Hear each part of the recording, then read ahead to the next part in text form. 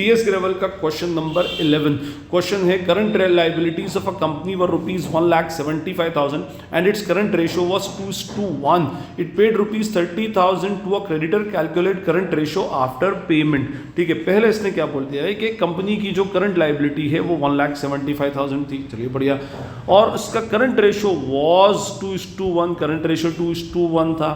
अब उसने ये बोला है कि 30,000 रुपये उसने क्रेडिटर को पे कर दिए. तो आप बताइए कि रीपेमेंट के बाद current ratio after the payment actually कितना होना चाहिए. चलिए ठीक है. अब इसके अंदर अगर मैं इसको देखूँ और अगर मैं करंट रेशियो का फॉर्मूला लगाता हूँ तो मेरा करंट रेशियो का फॉर्मूला होगा CA/CL. ठीक है. और मेरे पास करंट रेशियो दे के रखा है 2:1 या मैं कहूँ 2 टाइम्स.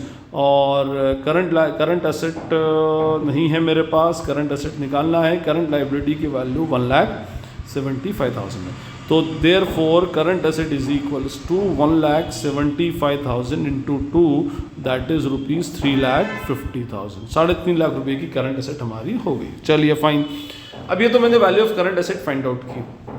अब जैसा मैंने इससे पहले वाले क्वेश्चन नंबर 10 में आपको बताया था कि भाई यहाँ पर आपको करंट रेशियो के अंदर वैल्यूज पुट करना पड़ेगी. तो current ratio is equals to, इसके बाद क्वेश्चन इधर आ रहा है, करंट एसेट की वैल्यू है 3,50,000 and value of current liability is 1,75,000. और जब भी कभी इस तरह का पेमेंट का, परचेज का, किसी भी टाइप का कोई एडजस्टमेंट्स आए तो आप ये देखिएगा कि जो रेशियो आपको गिवन है उसकी दोनों वैल्यूज में से किसी एक पर या दोनों पर कोई इंपैक्ट वो एक्चुअली डाल रहा है क्या. तो ये क्या बोल रहा है, current liability of the company. हाँ, इसने बोला it paid ₹30,000 to a creditor. इसने अपने क्रेडिटर को 30,000 रुपए का पेमेंट किया. तो जब हम क्रेडिटर को पेमेंट कर देंगे तो हमारे क्रेडिटर्स कम हो जाएंगे. And creditors are the part of current liability trade payables. तो हमारे क्रेडिटर्स को मैंने 30,000 रुपीज से डिडक्ट कर दिया. ठीक है, मीन्स मेरी करंट लाइबिलिटी 30,000 से कम हो गई. अब दूसरा क्वेश्चन ये कि क्रेडिटर्स को पेमेंट कैसे होगा. तो creditors will be paid in cash. Creditors का पेमेंट कैश में होता है. तो जब कैश में होगा तो कैश भी कम होगी. And cash is the part of current asset. Cash and cash equivalent. तो हमारी कैश भी इधर से कम हो जाएगी.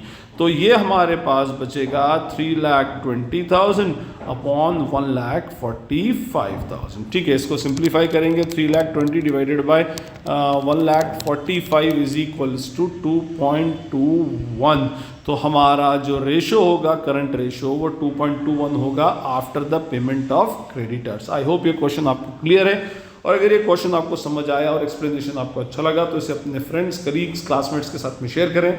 वीडियो को लाइक करें और चैनल को सब्सक्राइब जरूर करें. Thank you. Thanks a lot.